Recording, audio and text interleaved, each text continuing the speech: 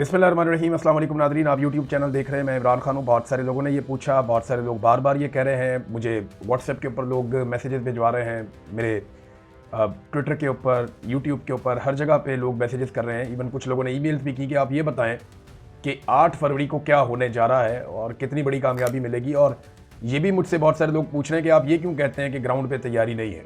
तो मैं कुछ चीज़ें अब क्लियर कर देता हूँ आपको, और मैं आपको बताता हूँ कि मैं ये क्यों कहता हूँ और ग्राउंड रियलिटीज़ क्या है। नंबर एक, तो ये बात आप ध्यान में रखें कि इसके दो हिस्से हैं जब हम 8 फरवरी पे बात करते हैं। एक अपोजिशन वाला जिसमें पाकिस्तान तहरीक-ए-इंसाफ या तहरीक-ए-तहफ़्फ़ुज़ आईन पाकिस्तान है, और दूसरा हुकूमत वाला जिसमें पाकिस्तान की मिलिट्री एस्टेब्लिशमेंट यानी फील्ड मार्शल आसिम मुनीर और उनके साथ पीपल्स पार्टी, PMLN और बाकी जमातें हैं। अच्छा, पहले आप देख लें कि पाकिस्तान तहरीक-ए-इंसाफ के पास ऑप्शंस क्या हैं और वो क्या करने जा रही है और कामयाबी के इम्कान क्या हैं। नंबर एक, तो आप ये ध्यान में रखें कि सुहेल अफरीदी ने मोमेंटम बना लिया है। जो काम वो मैक्सिमम कर सकते थे वो उन्होंने कर लिया है। लोग इमरान खान के साथ हैं, मगर 8 फरवरी का ऐलान किया गया, उसकी तैयारी नहीं की गई। ऐलान क्या 8 फरवरी का? पूरा पाकिस्तान बंद कर दिया जाए। तो क्या पूरा पाकिस्तान बंद करने की तैयारी की गई? तो जवाब है कि नहीं की गई। ऐलान किया, तैयारी नहीं की। ये कहा कि हम ये करना चाहते हैं, लेकिन कैसे करना है उसके लिए कोशिश नहीं की। अच्छा, मैं जब कहता हूं कोशिश नहीं की तो बहुत सारे विजुअल लोग दिखा देंगे कि जनाब ये रैली निकल रही है, ये देखें ये कॉर्नर मीटिंग हो रही है, ये देखें सुहेल अफरीदी साहब ट्रकों में बैठ के, गाड़ियों में बैठ के जा रहे हैं, ये देखें ये एक और जलसा हो रहा है। ये मुल्क बंद करने की तैयारी नहीं होती, ये सियासी तहरीक की तैयारी होती है। मुल्क बंद करना कुछ और होता है, वो एक साइंटिफिक चीज है। देखें, यहां पे किसी ने भी अपनी जिम्मेदारी पूरी नहीं की। मैं आपको सही तरीके से बता रहा हूं, बिला वजह आपको धोखे में रखने का फायदा कोई नहीं। जो इमरान खान साहब ने सुहेल अफरीदी को और नौजवान क़यादत को वो लेकर आए थे कि जो उम्मीद टूट रही है लोगों की या मायूसी है वो खत्म हो जाए, मायूसी खत्म हो गई, लोगों की उम्मीद भी बहाल हो गई, लोग इमरान खान के साथ खड़े हैं। लेकिन क्या ग्राउंड के ऊपर वो तैयारी जो दरकार थी पूरा मुल्क बंद करने के लिए वो की गई? वो नहीं की गई। अब किसी ने अपनी, देखिए ज्यादातर लोग जो है ना वो एक लिमिट से आगे नहीं जाना चाहते, जो मेरी असेसमेंट है। बहुत सारे लोग जो है ना, बहुत सारा कुछ ऐसा किया जा सकता था जो नहीं किया गया। शायद लोग एक लिमिट से आगे नहीं जाना चाहते। लोग इमरान खान के बेनिफिशियरी तो बनना चाहते हैं कि इमरान खान का नाम है, उसकी पॉपुलैरिटी है, लोग उसको प्यार करते हैं, लोग उस पर एतबार करते हैं, तो इसके बेनिफिशियरी तो लोग बनना चाहते हैं, लेकिन इसके बदले में वो कोई कुर्बानी नहीं देना चाहते। और ये मैं आम पाकिस्तानी की बात नहीं कर रहा। आम पाकिस्तानी तो बेचारे जान भी दे देते हैं, गोलियों के सामने भी खड़े हो जाते हैं। मैं सियासी लोगों की बात कर रहा हूं। वो सियासी लोग जो बेनिफिशियरी हैं, उनमें ज्यादातर लोग ऐसे हैं जो बेनिफिशियरी तो रहना चाहते हैं लेकिन कुर्बानी नहीं देना चाहते, और अपनी औकात से बड़ी या छोटी कोई कुर्बानी वो देना नहीं चाहते। पाकिस्तान तहरीक-ए-इंसाफ की लीडरशिप को करना क्या था, मैं अब आपको सिंप्लीफाई कर देता हूं। बहुत सारे लोग कहते हैं तो फिर क्या होना चाहिए था, तो मैं आपको बता देता हूं। कम से कम 10 से 20 लाख नौजवानों की एक फोर्स तैयार करनी चाहिए थी, पुरअमन फोर्स। 10 से 20 लाख नौजवानों की, और मसला ही कोई नहीं है, इतनी बड़ी पॉलिटिकल पार्टी है, करोड़ों इसके वोटर्स हैं, सोशल मीडिया इसका सबसे तगड़ा है, और इस पार्टी के साथ जुल्म भी हो रहा है, सारे इंग्रेडिएंट्स पूरे हैं। लेकिन 10 से 20 लाख नौजवानों की एक फोर्स जो बनाई जानी चाहिए थी वो नहीं बनाई गई। ग्राउंड के ऊपर यह मामला हर तरफ जाना चाहिए था। 1 से 1.5 महीने तक इसकी रजिस्ट्रेशन चली रहनी चाहिए थी। यानी जो हो सकता है मैक्सिमम क्या हो सकता है, ये अभी भी हो सकता है। ऐसा नहीं है कि ये 8 फरवरी के बाद कहानी खत्म हो जाएगी, ये मामला तो भी बहुत आगे तक चलेगा। देखिए, 1 से 1.5 माह रजिस्ट्रेशन चलती रहे, 15-20 लाख बंदा नौजवान जो है वो इसके मेंबर बन जाएं, नौजवानों के कार्ड बने, हर नौजवान के पास का कार्ड होना चाहिए, हर गली हर मोहल्ले का एक जिम्मेदार बनाया जाना चाहिए कि जनाब ये इसका जिम्मेदार है। ग्रास रूट लेवल तक एक मुकम्मल नेटवर्क बन जाता है जब आप ये करते हैं तो, और हर शख्स को पता होता है कि उसकी जिम्मेदारी क्या है। यानी हर जिले में, हर तहसील में, हर टाउन की सतह पर यह तय किया जाता है कि अगर मुल्क को बंद करना है तो फिर कैसे बंद करना है। वो पॉइंट्स जो है उनकी निशानदेही की जाती है कि ये पॉइंट बंद होगा, ये पॉइंट बंद होगा, ये पॉइंट बंद होगा। इस तरीके से फिर आप मुल्क बंद करते हैं, और किस किस पॉइंट को कौन कौन बंद करेगा, उसका प्लान ए क्या है, प्लान बी क्या है, प्लान सी क्या है। ऐसे मुल्क बंद होता है। कौन कौन से लोग किन किन पॉइंट्स पे जाएंगे, क्रैकडाउन की सूरत में क्या करना है, और वो लोग कैसे दूसरे पॉइंट के ऊपर अपने आप को शिफ्ट करेंगे, जिस जगह पे मुश्किल है बाकी उनकी मदद कैसे की जाएगी, खाने पीने का प्लान क्या होगा, लोग पीछे कैसे हटेंगे, आगे ये सारी चीजें हर एरिया में अलग अलग तरीके से मैनेज की जाती हैं। लेकिन क्या कोई इतना दिमागी तौर पर किसी ने काम किया या ऐसी प्लानिंग की? आज मैं आपको यह बताऊं, पाकिस्तान तहरीक-ए-इंसाफ को इस बात की उम्मीद है और यह इम्कान भी है। ऐसा नहीं है कि बिल्कुल ही नहीं हो सकता। पाकिस्तान में मिरेकल्स हो जाते हैं। हो सकता है कि पूरा पाकिस्तान एकदम पाकिस्तान बंद ही कर दे वाकई, कि जनाब अपील आई हुई है पाकिस्तान तहरीक-ए-इंसाफ की या तहरीक तहफ़्फ़ुज़ आईन पाकिस्तान की अपील आई, हम पाकिस्तान बंदी कर देते हैं। हो सकता है पूरा पाकिस्तान पाकिस्तानी बंदी कर दे, लेकिन उसके लिए जो करना था वो नहीं किया गया। हाँ, खुद से पाकिस्तानी कर दे तो पाकिस्तानियों की मेहरबानी है, लेकिन कोई इमरजेंसी हो जाती है तो उसको कैसे कंट्रोल करना है, ये सारे प्लानिंग का हिस्सा होता है। मिसाल के तौर पे कोई एम्बुलेंस आ गई है, उसको कैसे निकालना है आपने, कोई और इमरजेंसी है उसको आपने कैसे देखना है, पाकिस्तान के हर शख्स तक आपने पाकिस्तान बंद करने का पैगाम कैसे पहुंचाना है। तो जब हर यूनियन काउंसिल में 10-10 जगह पे बंदिश होगी ना, तो सिक्योरिटी फोर्सेस की एबिलिटी खत्म हो जाएगी उन बंदिशों को खुलवाने की, और फिर हुकूमत के लिए बहुत बड़ी मुश्किल सूरत हाल होगी। आलमी सतह पे पूरे पाकिस्तान के अंदर हर तरफ ये बंदिश रिपोर्ट होगी। लेकिन अगर ये नहीं होता तो फिर क्या होगा? देखिए ना, पाकिस्तान तहरीक इंसाफ को अल्टीमेटली नौजवानों को इन्वॉल्व करना पड़ेगा। इमरान खान साहब ने नौजवानों को पार्टी दी है ना, और उन्हें इख्तियार और इख्तियार दिया है, तो अब नौजवानों की जिम्मेदारी है कि उनकी बाकायदा मेंबरशिप हो, उनकी बहुत बड़ी तादाद में फोर्स तैयार हो, लाखों नौजवान आपस में जुड़ जाए, तब जाके पाकिस्तान की एस्टेब्लिशमेंट पे प्रेशर पड़ेगा कि आप पीछे हटे, वरना ये एस्टेब्लिशमेंट ऐसे पीछे नहीं हटेगी। देखिए, खैबर पख्तूनख्वा को अगर अकेला पाकिस्तान तहरीक इंसाफ अपनी हुकूमत के बलबूते पे बंद कर देती है तो इसका फायदा होगा या नुकसान होगा? मेरी नजर में अगर आप ये देखें कि खाली खैबर पख्तूनख्वा को बंद करने से क्या होगा, तो कोई फर्क नहीं पड़ेगा। हुकूमत को कोई फर्क नहीं पड़ेगा। हुकूमत ये कहेगी जनाब इन्होंने खैबर पख्तूनख्वा जहां पे इनकी हुकूमत है वो बंद कर दिया, वहां के लोगों को अजियत में डाल दिया, वहां की इन्होंने सारी आमदोरफ्त बंद कर दी, वहां के ताजरों का कारोबार इन्होंने बंद कर दिया। ये कैसी हुकूमत है जो अपना ही सूबा बंद कर रही है? हुकूमत जो है वो सड़कें खोलती है, बंद नहीं करती। वो सड़कें बनाती है, वो उनको बंद नहीं करती। बंद करना है तो पंजाब को, सिंध को और बलूचिस्तान को बंद करेंगे तो इंपैक्ट आएगा, वरना इंपैक्ट नहीं आएगा, जो मर्जी कर ले। हुकूमत रस्ते बंद नहीं करती, और अगर रस्ते बंद करने तो हुकूमत छोड़े और फिर आप रस्ते बंद कर दें। हुकूमत छोड़े और आप हर चीज बंद कर दें। ये अपोजिशन का काम होता है। पंजाब में अपोजिशन में, सिंध में अपोजिशन में, बलूचिस्तान में अपोजिशन में, आजाद कश्मीर में अपोजिशन में, गिलगित बल्तिस्तान में आप हुकूमत में नहीं है, तो जहां जहां आप नहीं है वहां पे आप बंद करें। खैबर पख्तूनख्वा में तो पुलिस भी आपकी है, सरकार आपकी है, तो आप तो बंद कर ही सकते हैं। आप किसी को बाहर ना निकालें, आप खुद ही बंद कर दें, बंद हो जाएगा। खैबर पख्तूनख्वा तो आप नोटिफिकेशन के जरिए से भी बंद कर सकते हैं कि हड़ताल का ऐलान है, पूरी सपोर्ट दें आप, तो बंद भी हो जाएगा। लेकिन शाहिद खट्टक ने भी इसकी मुखालफत की, कुछ और लोगों ने भी की कि जनाब आप खैबर पख्तूनख्वा को बंद करके क्यों लोगों को अपने खिलाफ करते हैं, यह सवाल भी उठाया गया। अब ये ऐसे नाजायज सवाल, हाँ अगर पूरा मुल्क बंद हो जाए और साथ खैबर पख्तूनख्वा भी बंद हो जाए फिर तो बिल्कुल ठीक है। देखिए ना, फिर तो वो एक इतनी बड़ी मूवमेंट है कि जनाब क्योंकि पूरा मुल्क बंद होने जा रहा है और साथ में खैबर पख्तूनख्वा भी बंद हो गया, तो फिर तो बहुत बड़ी मूवमेंट है। क्या पाकिस्तान तहरीक इंसाफ 8 फरवरी को सारा कुछ बंद करने की इस वक्त सलाहियत रखती है? तो सलाहियत रखती है, वो ये कर सकते हैं। लेकिन क्या इन्होंने इसकी तैयारी की है? तो जवाब यह है कि इसकी तैयारी नहीं की। तो किस बुनियाद पे बंद करेंगे जी? इन्हें एक उम्मीद है कि अवाम खुद निकल के बंद कर देगी, यह है कहानी। और जब तक नौजवानों की एक बड़ी फोर्स ये तैयार नहीं करेंगे और उस फोर्स का रुख हुकूमत के हवालों की तरफ नहीं करेंगे और पूरा पाकिस्तान बंद नहीं करेंगे, कोई भी स्ट्रेटजी हो सकती है। हो सकता है सुहेल अफरीदी लाखों नौजवानों को लेकर निकल पड़े और वो कहे जी हम आ रहे हैं, हमने इमरान खान को आजाद करवाना है, हमारी बात मानोगे नहीं तो हम बैठ जाएंगे जहां पे रुकावट डालोगे। एक ऑप्शन ये भी है ना, आपने डी चौक जरूर पहुंचना है, जहां पे वो रुकावट डालते हैं वहीं पे बैठ जाओ। जब हजारों लाखों नौजवान बैठे होंगे और रुकावट डली होगी तो रास्ते बंद करने का जो इल्जाम है वो आपके ऊपर तो नहीं लगेगा, वो तो उन पे लगेगा जिन्होंने रोका है।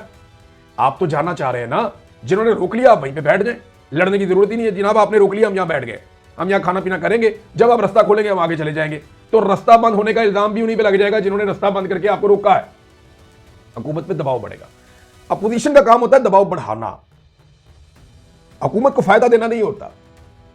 आप खैबर पख्तूनख्वा को खाली अगर बंद करते हैं और बाकी सूबे आपसे बंद नहीं होते तो फिर खैबर पख्तूनख्वा को भी बंद करने का फायदा नहीं है। बंद करना पड़ेगा तो पूरा पाकिस्तान बंद करना पड़ेगा, उसी का इंपैक्ट आएगा, वरना नहीं आएगा। सुहेल अफरीदी नौजवानों की बहुत बड़ी फोर्स तश्कील देकर कोई लॉन्ग मार्च का ऐलान भी कर सकते हैं, जनाब मैं लॉन्ग मार्च करने जा रहा हूं। नौजवान हर जगह पे उन्हें कहते हैं डी चौक डी चौक डी चौक, और वो ये कहते हैं कि हर चौक डी चौक। लेकिन हर चौक डी चौक में ये बताया ना कि किस चौक में किसकी जिम्मेदारी है। मैं क्योंकि पाकिस्तान तहरीक इंसाफ के बेशुमार लोग मेरे साथ राब्ते में रहते हैं, जैसे बाकी पॉलिटिकल पार्टीज के लोग भी राब्ते में रहते हैं, तो तहरीक इंसाफ के लोग बताते हैं हमें ग्राउंड पे कुछ भी नहीं बताया गया, हमें नहीं पता क्या करना है। हम करना चाहते हैं, ऐसा नहीं है कि लोग करना नहीं चाहते, लोग करना चाहते हैं, लेकिन क्या करना है, कैसे करना है। जब तक यूनिफाइड एफर्ट नहीं ना होती, ये एक साइंस है मुल्क को बंद करना, ये ऐसे हवा में नहीं होगा। मैंने चीजें आपके सामने रख दी। तो ये तो था जनाब अपोजिशन का हिस्सा। अब आ जाए हुकूमत की तरफ। हुकूमत का प्रॉब्लम जो है वो ज्यादा बड़ा है। अगर 8 फरवरी को अपोजिशन कामयाब नहीं होती फर्ज करें, तो हुकूमत क्या बहुत आगे निकल जाएगी या सारे खतरे खत्म हो जाएंगे? नहीं होंगे। हुकूमत के लिए थोड़ा सा रिलीफ जरूर मिलेगा, थोड़ा हुकूमत का कॉन्फिडेंस बढ़ेगा, जैसे उनका 26 नवंबर को कत्लेआम के बाद बढ़ गया था। फिर दोबारा मोमेंटम बन गया ना पाकिस्तान तहरीक इंसाफ का। तो ये दोबारा से हो सकता है कि एक कॉन्फिडेंस बढ़ जाए हुकूमत का अगर अपोजिशन कामयाब नहीं होती, लेकिन फिर क्या होगा, फिर दोबारा से एक तारीख खड़ी हो जाएगी, कोई एक नया मसला, एक नया मामला, फिर एक नई तारीख जन्म ले लेगी, फिर आगे चल जाएगी। ये हुकूमत चल ही नहीं सकती। वजह यह है कि लोग इसको ज़हनी तौर पे एक्सेप्ट ही नहीं कर रहे, चाहे लोग बाहर आए या ना आए, लोग इसको मानते ही नहीं। हुकूमत से मईशत नहीं संभल रही। अगर ये मईशत संभाल लेते तो आज शायद कोई बातचीत ये करने के काबिल भी रहते। मईशत नहीं संभाल पाए और उम्मीद भी कोई नहीं है। कोई सरमायाकारी पाकिस्तान में आ ही नहीं रही, ना गैर मुल्की सरमायाकारी आ रही है, ना पाकिस्तानी ही पाकिस्तान में सरमायाकारी कर रहे हैं, बल्कि लोग अपना पैसा निकाल के पाकिस्तान से बाहर जा रहे हैं। महंगाई जो है वो बढ़ती है, कम नहीं होती। हर चीज़ की कीमत ऊपर जाती है, नीचे नहीं आती। महंगाई बढ़ने की रफ्तार कभी तेज होती है, कभी स्लो होती है, और उसी को ये महंगाई बढ़ना और कम करना कहते हैं। यानी एक चीज़ पहले 100 की रफ्तार से बढ़ रही थी तो ये कहते हैं जनाब देखो कितनी तेज बढ़ रही है। फिर वो चीज़ जो है वो 10 की रफ्तार से बढ़ रही है तो कहते हैं देखिए जी स्लो बढ़ रही है, लेकिन वो बढ़ रही है, कम नहीं हो रही। तो महंगाई जो चीज़ें ऊपर चली गई वो नीचे नहीं आई इनसे अभी तक। बिजली है, गैस है, पेट्रोल है, किसान की इन्होंने जो हालत कर दी है। 60% आबादी पाकिस्तान में किसानों की है। किसान के लिए डीजल, खाद, बीज, सप्लाई सारा कुछ इन्होंने तबाह कर दिया। अभी इन्होंने डीजल महंगा किया जब किसान ने पानी लगाना है अपनी फसल को, और 11 रुपये इन्होंने डीजल महंगा कर दिया, 11 रुपये से भी ज्यादा गालिबन। तो वो सारा किसान को नुकसान हुआ। माफिया जो है वो इनके दौर में तगड़े हो गए, ये उनको हाथ ही नहीं डाल सकते। चाहे शुगर माफिया, गंदम माफिया, लैंड माफिया, सारे तगड़े हो गए। ये किसी को हाथ तक नहीं लगा सकते, टच नहीं कर सकते। कर्जों की इन्होंने भरमार कर दी है। कर्जों की हालत ये कर दी पाकिस्तान के अंदर कि 43 ट्रिलियन कर्जा लिया पाकिस्तान ने 1947 से लेकर 2021 तक, और अब 4 साल में शहबाज शरीफ ने 37 ट्रिलियन कर्जा ले लिया। यानी जितना कर्जा हमने पाकिस्तान बनने से लेकर 2021 तक लिया, इमरान खान के दौर तक, तकरीबन उतना कर्जा ही शहबाज शरीफ साहब ने, लगभग उससे थोड़ा कम है, शहबाज शरीफ साहब ने ले लिया 4 साल के अंदर। और ये आसिम मुनीर साहब इनके साथी हैं, इन्होंने मिलकर ये कर्जा लिया। तो ये पाकिस्तान की हालत इन्होंने कर दी। तो मईशत तो इनसे नहीं समझ। अब ये शोबदाबाजियां करते हैं, डाइवर्जन लगाते हैं। कभी ये डाइवर्जन लगा देते हैं किसी ऑपरेशन की, कभी डाइवर्जन लगा देते हैं अखबारी इश्तिहारात की, कभी जंग का सौदा बेच देते हैं, कभी जनाब ये बसंत का मेला लेकर आ गए हैं। हत्ता कि अपनी घर की एक शादी को भी इन्होंने सर्कस बना के पूरी दुनिया को दिखाया कि जनाब ये देखें आप। तो ये डाइवर्जन लगाने की कोशिश करते हैं, लेकिन कभी गटर के ढक्कन के ऊपर ये बैठ जाते हैं, ड्रामा कर देते हैं, अदाकारी शुरू हो जाती है, कभी टिकटॉक्स बनाते हैं। सारा कुछ करके इन्होंने देखा कुछ लंबे अरसे तक कोई चीज़ भी काम नहीं करती, लोगों का एतमाद वापस नहीं आ रहा। देखिए ना, दहशतगर्दी का मामला बड़ा सीरियस है। पाकिस्तान में दहशतगर्दी कम नहीं हुई, वो बढ़ती चली जा रही है, बढ़ती चली जा रही है। 12 शहरों पे एक साथ अटैक हो रहे हैं, पूरी की पूरी ट्रेन दहशतगर्दों ने कब्जे में ले ली। लेकिन इसके बावजूद खैबर पख्तूनख्वा से ज्यादा बलूचिस्तान की तारीफ करते हैं DGI SPR। फर्क सिर्फ दोनों में एक है कि वहां की हुकूमत जो है वो सर नीचे करके हर बात मान लेती है, यहां की हुकूमत सर नीचे करके हर बात नहीं मानती। बस इस बुनियाद के ऊपर वो कहते हैं बलूचिस्तान बहुत अच्छा है, चाहे वहां जितनी मर्जी दहशतगर्दी हो। खैबर पख्तूनख्वा में मैंने आपको बताया ना कि मिलियंस के अंदर सयाह आते हैं, बलूचिस्तान में कितने जाते हैं। ये जो DGI SPR है, ये खुद अपनी फैमिली को भी बलूचिस्तान सयाहत के लिए नहीं जाने देंगे। ये चाहेंगे कि खैबर पख्तूनख्वा चले जाएं। अभी खैबर पख्तूनख्वा में वज़ीर आला खैबर पख्तूनख्वा ने आज ही के दिन में खेलों के मुकाबलों का इनेकाद किया है। अंडर 21 उनके खेल हो रहे हैं, बहुत बड़ी तादाद में, हजारों की तादाद में एथलीट, खवातीन और हजरात उसके अंदर शमूलियत कर रहे हैं, नौजवान लड़के लड़कियां हैं। ये काम आप बलूचिस्तान में करें ना, आप कैसे करेंगे वहां पे? आप यहां कर सकते हैं, आप वहां नहीं कर सकते, फिर आप कहते हैं वो अच्छा है। तो वो अच्छा होने की वजह यह कि वहां से आप जो मर्जी ले लेते हैं, जो मर्जी कर लेते हैं, जो फैसला मर्जी करवा लेते हैं। यहां पे लोग जो है वो सवाल करते हैं, वो बात मानते हैं, यहां पे कोई सियासी शऊर है। अच्छा, सियासी इस्तेहकाम जो है वो ये नहीं ला पा रहे, और जब तक इमरान खान साहब जेल के अंदर बंद है, सियासी इस्तेहकाम नहीं आ पाएगा। अदम एतमाद लोगों का बहुत ज्यादा है, ब्रेन ड्रेन लगातार हो रहा है। और एक इस हुकूमत को जो बड़ा चैलेंज है वो है ये बोर्ड ऑफ पीस का। ये बोर्ड ऑफ पीस इन्होंने अपने गले में फंसा लिया। इनको आइडिया नहीं है कि इनके साथ होगा क्या। अब जो कुछ भी होगा वो इनके खाते में पड़ जाएगा। इन्होंने सारी जिंदगी एक यहूदी एजेंट का कार्ड खेला इमरान खान के खिलाफ, और बड़ी बदतमीजी से खेला। अब वही कार्ड उल्टा घूम के इनके अपने गले में पड़ गया। यानी जो कुछ इन्होंने किया वो इनके सामने आकर खड़ा हो गया। अब ये वो फैसले कर रहे हैं, मजबूरी है, या तो इमरान खान को बाहर निकालना पड़ेगा या फिर डोनाल्ड ट्रंप की सारी बातें माननी पड़ेंगी। तो ये बातें मान रहे हैं। दूसरा, गल्फ के अंदर एक अजीबोगरीब सिचुएशन पैदा हो गई है। अभी लोग खुलकर इस पे बात नहीं कर रहे, लेकिन मैं आपको जो मुझे नजर आ रहा है वो ये है कि सऊदी अरब और UAE, ये दो पैरेलल फोर्सेस ऐसा लगता है कि खड़ी हो रही हैं। सऊदी अरब के बड़े उसूली मौक़िफ़ है और उनकी बात ठीक है बहुत सारी चीज़ों में, लेकिन UAE जो है उसका अपना एक तरीकाकार है। वो ये चाह रहे हैं कि वो थोड़ा सा कंट्रोल करें चीज़ों को, और वो आगे बढ़ रहे हैं अपने स्टाइल में। तो यहाँ पे एक कन्फ्लिक्ट जैसी सूरत बन रही है। पाकिस्तान यहाँ पे क्या करेगा, ये भी एक बहुत बड़ा चैलेंज है पाकिस्तान के लिए। सऊदीया से हमने पैसे पकड़े हुए हैं, UAE से हमने पैसे पकड़े हुए हैं, और दोनों को हम ये कह रहे हैं कि हम आपके वफादार हैं। और दोनों को हमने पैसे वापस भी देने, और हम उन्हें कहते हैं जनाब थोड़ा सा और रोल ओवर दे दें। सऊदी अरब के तेल के वाले से हम कह रहे हैं जनाब थोड़ा सा रोल ओवर आप हमें दे दें। यूएई ने हमें 1 महीने का टाइम दिया है, $1 अरब के हमने उनको अपने शेयर्स बेच दिए फौजी फाउंडेशन के, $2 अरब वो वापस मांग रहे हैं, 1 महीने का उन्होंने टाइम दिया है, आप उनसे और टाइम मांग रहे हैं। तो ये बड़ी अजीबोगरीब, ये हुकूमत फंसी हुई है, बहुत बुरी तरह फंसी हुई है। ऐसे में अब इसको मैं कंक्लूड कर देता हूं कि 8 फरवरी को पाकिस्तान तहरीक इंसाफ की कामयाबी की जो उम्मीद है वो एक मोजदे के ऊपर है कि पाकिस्तानी सारे बाहर निकल आए, नंबर 1। जबकि दूसरी तरफ जो हुकूमत है उसके लिए कुछ भी नहीं है इसमें। अगर फर्ज करें पाकिस्तान तहरीक इंसाफ बहुत बड़े पैमाने पे कामयाब नहीं भी होती तो फिर भी वो इतने विजुअल क्रिएट कर देगी कि वो अपनी पॉलिटिक्स बचा लेंगे, लेकिन उसके बाद दोबारा से वो कोई ना कोई चीज शुरू कर देंगे। तो हुकूमत के लिए अच्छी खबर दोनों सूरतों में नहीं है। हाँ, ये जरूर है उनका थोड़ा सा टाइम और टाप जाएगा, वो थोड़ा सा अपने इक़्तिदार को खींच के और लंबा कर लेंगे, और कुछ भी नहीं है। अब नाज़रीन, मरियम नवाज ने एक स्टेटमेंट दिया और ये तारीखी स्टेटमेंट है, इसको तारीख का हिस्सा बनाया जाए, इस स्टेटमेंट को पाकिस्तान के निसाब की किताबों के अंदर छापा जाए। और याद रखिएगा ये बिल्कुल वैसा ही स्टेटमेंट है जो एक मलका ने दिया था कि अगर लोगों को रोटी नहीं मिल रही तो उन्हें केक खिलाओ, अगर ये लोग रोटी महंगी होगी तो इनको ना केक खा लें, एक मलका ने कहा था। तो रूम जल रहा था, नेहरू बांसुरी बजा रहा था। ऐसे बहुत सारे जो है वो दुनिया के अंदर हुक्मरान आए जिनकी बातें मिसाल बन गई। आज मरियम नवाज ने एक स्टेटमेंट दिया, ये स्टेटमेंट इस खानदान की असल शक्ल है, इस खानदान का असल चेहरा ये स्टेटमेंट है। इस स्टेटमेंट से इस खानदान की या शरीफ खानदान की मेंटेलिटी का पूरा निचोड़ निकल आता है। शरीफ खानदान की इज्तिमाई दानिश का जो निचोड़ है वो ये स्टेटमेंट है। इस स्टेटमेंट को हमेशा यानी रायबर्ट के बाद सुनहरे हरूफ में लिख देना चाहिए, लाहौर की दीवारों को ये स्टेटमेंट लिख कर देना चाहिए, और लिखने के बाद आगे मरियम नवाज का नाम लिखना चाहिए। पाकिस्तान तहरीक इंसाफ को या अपोजिशन जमातों को या जितने भी डेमोक्रेट हैं पाकिस्तान में, उन सबको चाहिए कि हर दीवार के ऊपर ये स्टेटमेंट लिखें और इसके आगे मरियम नवाज का नाम लिखें। ऐसा शानदार स्टेटमेंट दिया ताकि लोगों को पता चल जाए कि ये लोग कौन है। स्टेटमेंट मरियम नवाज का यह है कि शऊर से किसी का पेट नहीं भरता, बस इतनी सी बात है।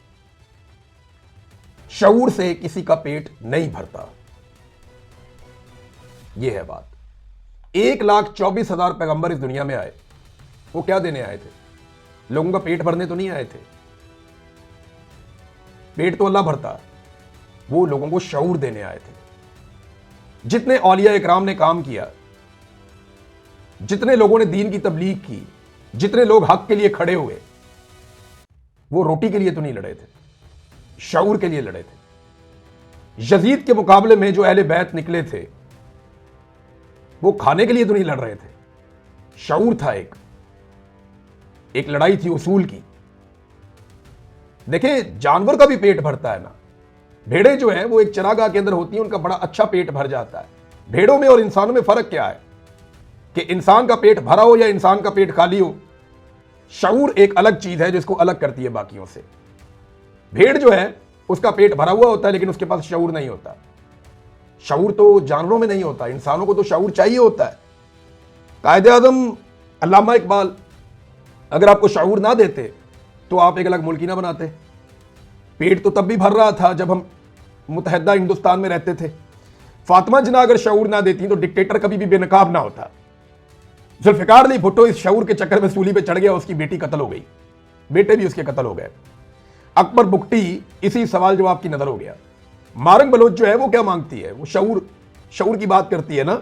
जितने भी लोग जबरी तौर पे लापता होते हैं, ये शऊर का सौदा नवाज शरीफ ने 2-3 दफा इस कौम को बेचा और फिर जाके एस्टेब्लिशमेंट के साथ डील कर दी। शऊर के बदले में नवाज शरीफ ने हमेशा रोटी को तरजीह दी, पेट भरने को तरजीह दी। आज एक शख्स जेल में बैठा हुआ है, उसने कौम की आंखों का ऑपरेशन किया है और कौम को इस लेवल का शऊर दिया है कि ये सारे ज़हनी मरीज बन गए। तो शरीफ खानदान की सपुत्री ने जो स्टेटमेंट दिया कि शऊर से किसी का पेट नहीं भरता, यह है इनकी कुल कमाई और यह है इनकी पूरी ज़हनियत। एक जानवर और इंसान में जो फर्क है ना, वो सिर्फ शऊर का है। पेट तो जानवर का भी भर जाता है, इंसान का भी भर जाता है।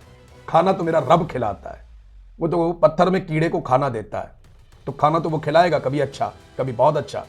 लेकिन शऊर जो है वो मेरे रब की वो नेमत है जो सिर्फ अशरफुल मखलूकात इंसानों को मिली है, और आप इंसानों को जानवर बनाना चाहते हैं। बस ये एक जुमला इनकी पूरी तारीख बताकर चला गया। कमाल कर दिया, जो हम नहीं कर सके पूरा पाकिस्तान नहीं कर सका, पाकिस्तान का कोई सियासतदान नहीं कर सका, पाकिस्तान का कोई इंटेलेक्चुअल जो काम नहीं कर सका, वो आज मरियम नवाज ने करके हमें बता दिया कि एक्चुअली ये लोग कौन है, कि शऊर से किसी का पेट नहीं भरता। वाह, कमाल हो गया। अब तक के लिए इतनी, अपना ख्याल रखिएगा, अपने इस चैनल का भी। अल्लाह हाफ़िज़।